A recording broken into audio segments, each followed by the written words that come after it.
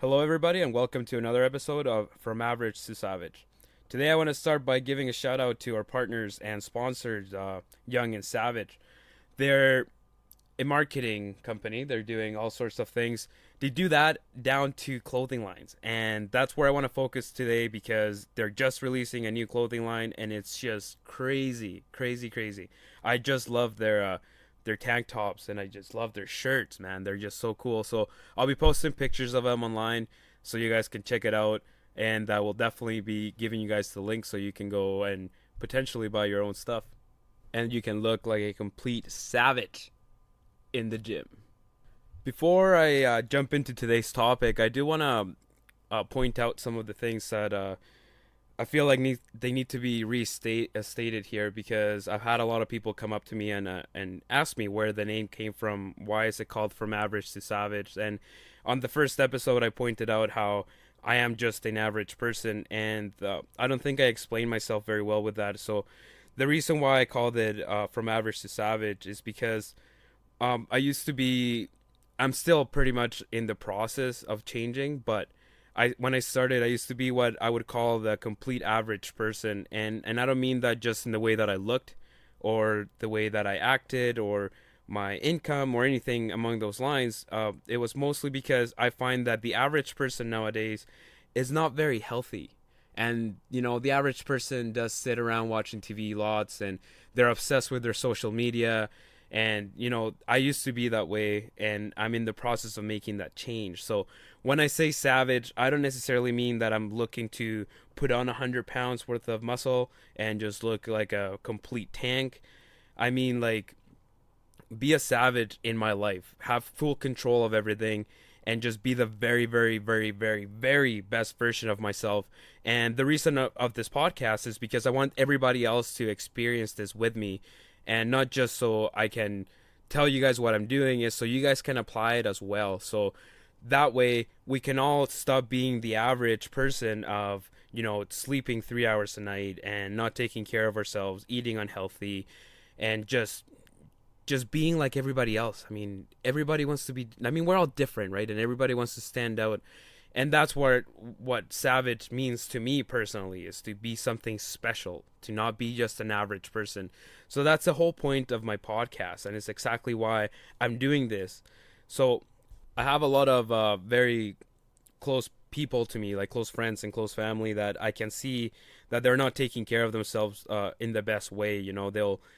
They'll survive of pills and stuff, and a lot of my close friends think that they can just go and take like fat burners and they'll be okay for the summer, and that's all their interest is. And I don't like that. I don't agree with that. I don't believe in, I'm just gonna do this so I look good for the summer, and then I'm just gonna get super fat again for the winter. And it's just not healthy, and it's not something that you should strive for. I personally think that your end goal should be to have a very healthy life, and I mean that for the rest of your life. That's why part of my programs are a little bit slower than most people. A lot of people are looking for a coach that's going to get them ripped for the summer, and then they don't want to hear from them again. That's not what I want to do. What I want to do is have my clients realize that it's nothing special what we're doing here. Like, we're not doing anything that's like a magic pill or a magic solution that would work for everybody. We're slowly transitioning people into breaking old habits and recreating new habits that include eating properly and exercising, and realizing, like I posted yesterday on my Instagram, how important your relationships are. Like, that's something that most people don't even think about when they're looking at health. They don't realize that having a relationship, not necessarily a romantic one, but having a proper relationship with the people around you, can be so beneficial to your health.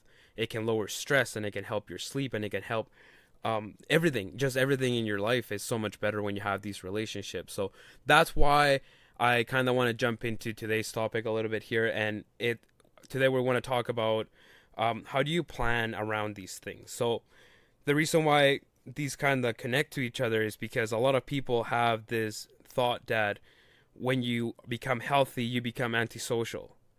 And because you're eating healthy now, you can't go out and have a drink with your friends, or you can't go out for dinner with your friends because, restaurant X doesn't offer the healthiest alternative. So I'm not gonna go, and I'm gonna let my friends go by themselves, and I'm gonna sit at home and go to bed at 7 o'clock in the afternoon because it's the healthy thing to do. A lot of my family members think that I no longer have a life because I'm doing this, and that's not the case. It's not the case at all. So how do I accomplish this? So I accomplish this by some of the tips that I'm going to be giving you guys today, and I'm going to talk about multiple scheduling scenarios that I've had to deal with in my life and what I'm dealing with right now. So I've had to experience this multiple times in my life. So I used to work shift work, which for those that don't know what shift work is here in Alberta, I used to work up in Fort McMurray, and my shift work was 2 weeks on, 2 weeks off. So it's tough because you're going on night shift for 2 weeks at a time, and then you have 2 weeks where you have literally nothing to do, right? So how do you stay healthy in this time where you're at work, working 12 hours a day, working an hour out of town at a time?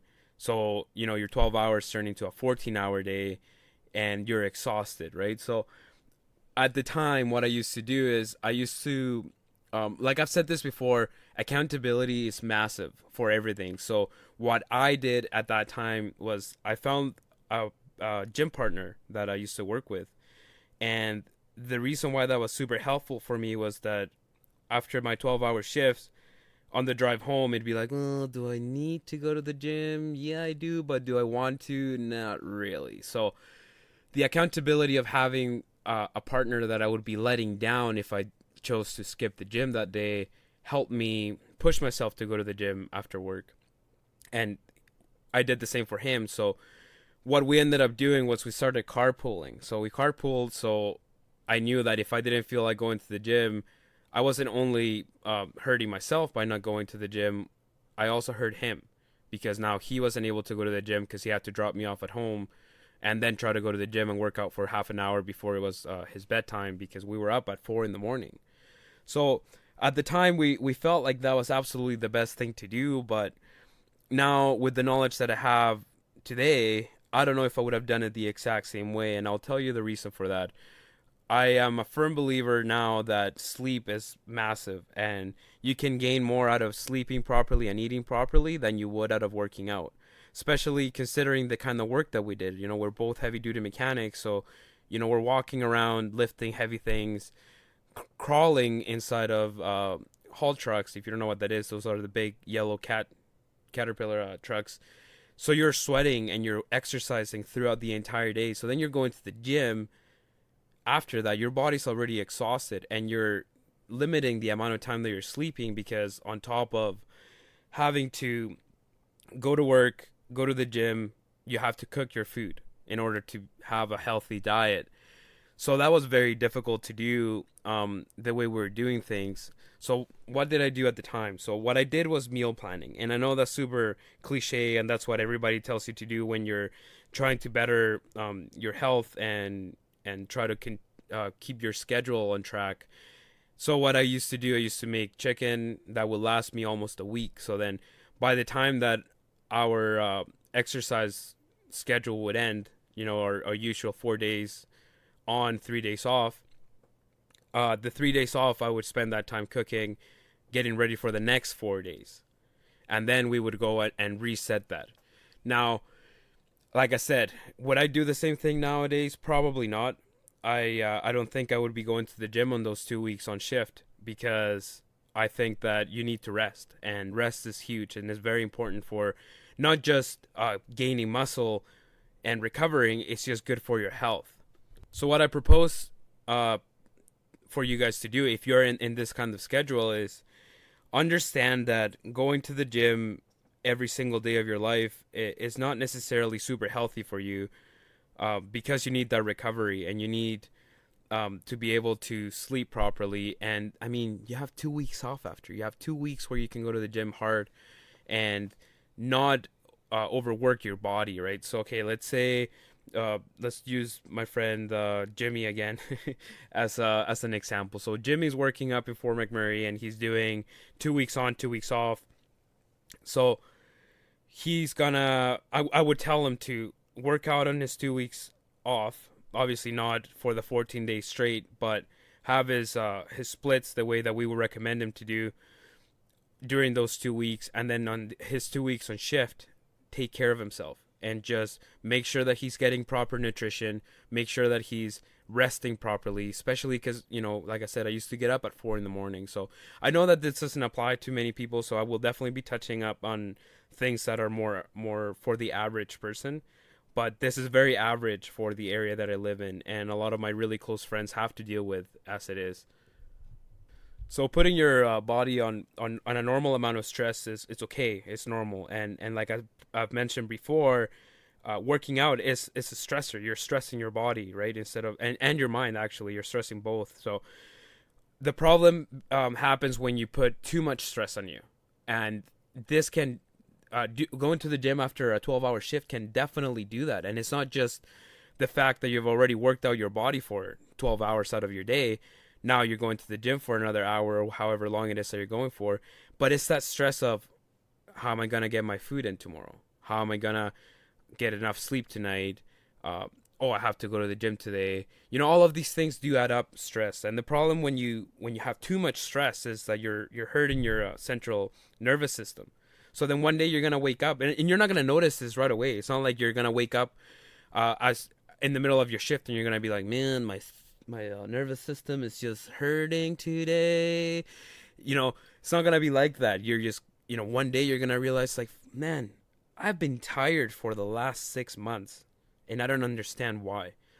That's why. That's the reason why. It's because your stress levels have been so high for so long. So again, working shift work, avoid the gym after your shifts. Make sure you're resting. Make sure you're eating properly. Leave the workouts for your days off, especially if your job is physical. If you're not sitting on a desk all day, if you're working with tools, you're pulling wrenches, you're climbing machines, like I said before, you're doing all of these things, you're already stressing your body enough as it is. So why add more to it when you could instead spend that time with your family, if your family lives with you up in Fort McMurray, for example. And I keep using this as an example, but that's just because of my previous experience. You spend that time with your family, winding down from the day, and then, go to sleep, get a proper rest, and then just do your exercises on your days off. Okay, so again, like I said, that's not super average. Not many people do work shift work, but I know a lot of people that do, especially in the area that I live in and in the career path that I've chosen. So I want to jump into the normal, as more people would say, 5 days a week, weekend with your family, 8 hours a day type of shift. So there's not much to say about this, because I personally believe that you can work your 8 hours, go to the gym after, come home, and that gives you enough time to rest, enough time to relax, enough time to prep your meals. Again, I would recommend you to prep your meals on a Sunday, because, again, talking about stress, if you don't have your meals prepped, you don't have everything ready, when you're at work on a Wednesday night, or a Wednesday morning, I should say, sorry, and you tell yourself, God, I got to go to the gym tonight, and then I got to cook, and then I got to prep everything for the next 2 days, that becomes another stressor that is very unnecessary. So if you prep everything on Sunday, for example, you give yourself a couple hours on Sunday to get everything ready. You cook your meals, you prep it, you have 5 containers ready for your lunches, and then you can just worry about your dinner. If you're working till 4 o'clock in the afternoon, you could be coming home at around 5 o'clock, 5:30, 6 o'clock after the gym. That gives you plenty of time to cook your dinner, have something to eat, relax, enjoy your time with your family, and then go to sleep and get a proper night of rest. Again, I am not a huge believer into working out late in the evening, but we are average people still. We don't have the capabilities of a lot of the famous people that don't have to do anything throughout the day, so they get to work out at 10 in the morning and still have the rest of the day to do whatever it is that they want to do. Most people don't have that luxury, so I'm not a big fan of working late in the evenings because it does affect your sleep. So if you can't help it, obviously you do want to squeeze some gym time there. However, I don't want to sound like you should go super hard on these days, because I'm not a firm believer of overworking your body. Yes, you will get gains if you're going to the gym and working the crap out of yourself, but you're damaging more than you're benefiting by doing this. So I would still leave it at, a light half an hour to 45-minute workout after work, just to make sure that you have enough time for your body to normalize before you do go to sleep. And again, I don't believe that you have to go to the gym and like just destroy yourself every single day. Leave that for your Fridays when you have your next 2 days to rest. Even Thursday night and Friday night, go hard on those days. Plan your week ahead. So your workouts, the things that you don't feel like you have to work on super, super hard, do those Monday to Wednesday. And then Thursday, Friday, hit it hard. So then you can have your 2 days off. So you can also really focus on your splits when you're doing these things. So you can work out on a Monday, go super hard, take your Tuesday off, work on Wednesday, take your Thursday off, work Friday. That still leaves you about 4 days, right? 4 days of resting. So you're not overworking yourself. You're still getting the amount of workout that you want. So there's so many ways to do this. So what I want to make sure that you guys know is that planning is everything. And that comes down to the food, your sleep, your time with your people, family and friends, and of course your workouts. So if you split it all properly, you can have enough rest, still be able to go to work Monday to Friday without, feeling any sort of suffering because you're super tired from the day before or anything like that. One thing that is important to mention is that on your 2 days off, I don't think that you should be, or on your rest days, I should say, I don't think that you should be working out, but I still believe that you should be active. So that doesn't mean, because it's Saturday and Sunday, you're going to sit on the couch and do absolutely nothing. That's not very good for you. And it's not just a matter of weight loss or weight gain that I'm referring to. I mean, in a general point of view, it's not good for us to be sedentary. We're not meant to be that way. As a human being, we were made to always be moving and always be doing things. So this is where I would recommend you, if you have a family, take your kids out to the park on a Saturday. Go and enjoy your day with them. Go for a walk with them. Do whatever it is that you gotta do to keep active. Help clean the house. That's what I do. That's how I keep myself active throughout my days off. So those are two kind of schedules that I've had to deal with. And I do want to mention my current schedule because it's very odd. It's not super normal, but I think a lot of people can relate to them, especially stay-at-home parents, because I work from Friday to Sunday for 12 hours a day, and then I have my 4 days off with my family. But on those 4 days off, my fiance who I posted a picture with yesterday on Instagram, she has to work from 8 to 4. So like she has like a normal job Monday to Friday. On those 4 days off, I don't necessarily have time off because I'm raising both of my kids, which means that I got to take them to school, make sure that the baby is eating and make sure the baby's taking his naps and everything else. That keeps you very active, and it's a huge excuse for people to not work out and not eat healthy because you're super busy all the time. But the thing is, though, that by eating healthy yourself, you just have to feed the same thing to your kids, and then you're not doing any extra work, right? You're not making yourself eggs in the morning and pouring a bowl of cereal for the one kid and then cutting out an avocado just for the other kid, or whatever it is that you're doing. Kids don't suffer when you give them healthy food. It's the adults that suffer. It's us that, because the kid is like, I don't want to eat this, I don't like it. It's us that are like, oh my God, my poor baby, why am I doing this to you? And, it's just benefiting them. So plan to do things with your family. Don't plan your entire health on just yourself, because it will help everybody and it makes things easier for you. So what I'm doing right now is, again, I'm not a big fan of working out in the evenings, but I just don't have a choice because the gyms around me don't have um, the capabilities for me to bring my kids in and put them in daycare at the time. I know a lot of gyms have that, but the times don't fit well with our times. So, for example, my kid goes to school at 12, right? And the only time that they're taking kids in is very first thing in the morning when I have both of them, and I just financially speaking cannot do that. I cannot spend, the $20 every single day just so I can go to the gym on top of paying my gym membership. So because of our situation right now, I am making the sacrifice of going to the gym once my fiance gets home. And it's a little bit hard because I'm missing out on some time with her. But again, I'm home by 6:30 or 7 o'clock in the afternoon. That still gives us like 3 hours of just us time, which is very, very nice and is very enjoyable, and is exactly what you want with your significant other. Is you want to have these times to spend time with them. So I'm a little bit off track here, but what I want to get out of today's episode is the planning. It's the planning ahead.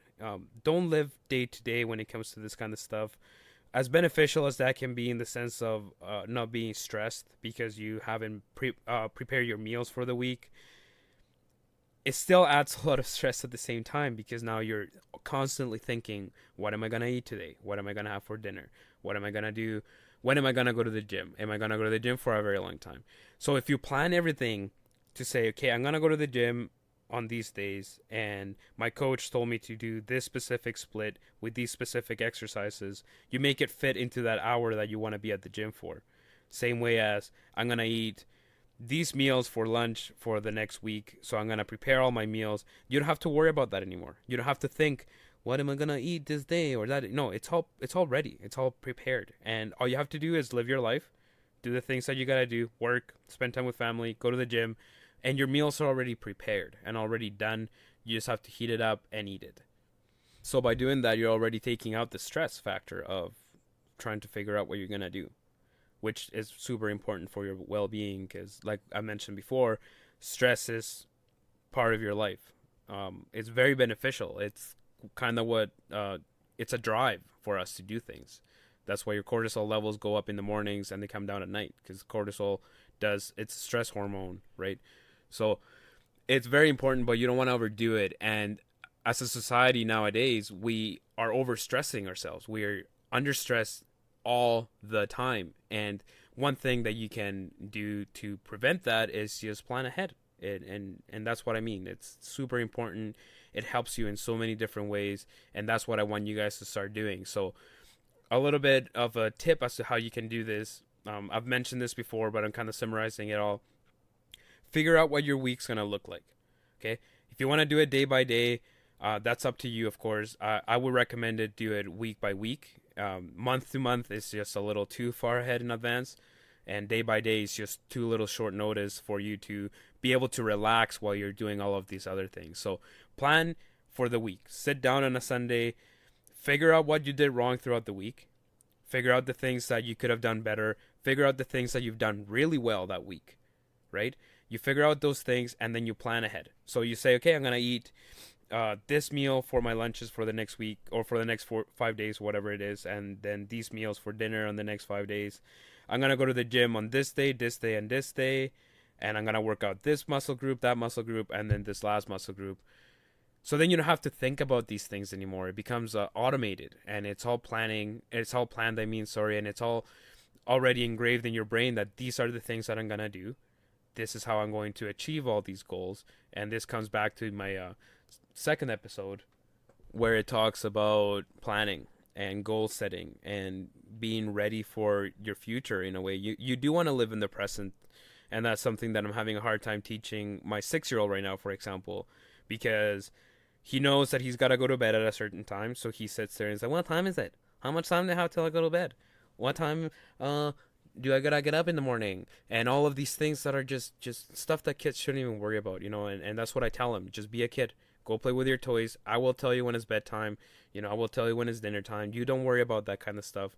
And I would recommend that for adults as well.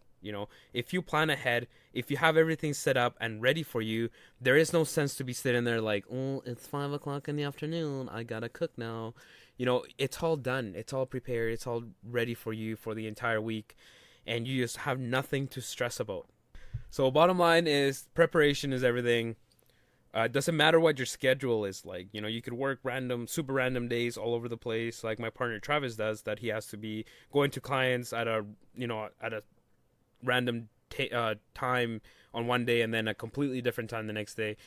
As long as you're preparing for what's coming ahead, you'll be 100% good to go, and you'll see that it doesn't necessarily mean that you have to be super special to be healthy. Doesn't necessarily mean that you have to completely be antisocial. If you're getting ready for your week and on Saturday your friends want to go out for dinner, then plan for that and go for dinner with your friends. Go and enjoy your time with them as well. So this is a mistake that I find that a lot of people do when they start to get into the health aspect of their life, is that they don't plan. They don't plan ahead. They do their meal planning, but they do it out of convenience. They don't realize exactly how helpful that is. So then when suddenly Friday comes along and their friends want to go for dinner, they're like, well, I made my dinner for tonight already because I'm eating super healthy now, so I'm not gonna go. But that's not right, and like I said, planning is everything. If you plan ahead, your life will become a lot easier, and you'll see that it doesn't take a complete savage to do this. Well, that's everything for me today. I hope that you guys got a lot of value out of this episode, and please don't forget to like us on Facebook, follow us on Instagram, leave comments, subscribe. I just want feedback. I just want you guys to tell me how you guys are doing. I'm very interested to know how many of you are actually following some of the tips that I'm giving you and how you're feeling about them. Like if you're suddenly sleeping much better because of the things that I told you, or if you're losing weight, gaining weight, whatever it is that you're trying to do. So anyways, I hope you guys have a great day. Enjoy the rest of your week and have a good weekend. So I'll see you guys later.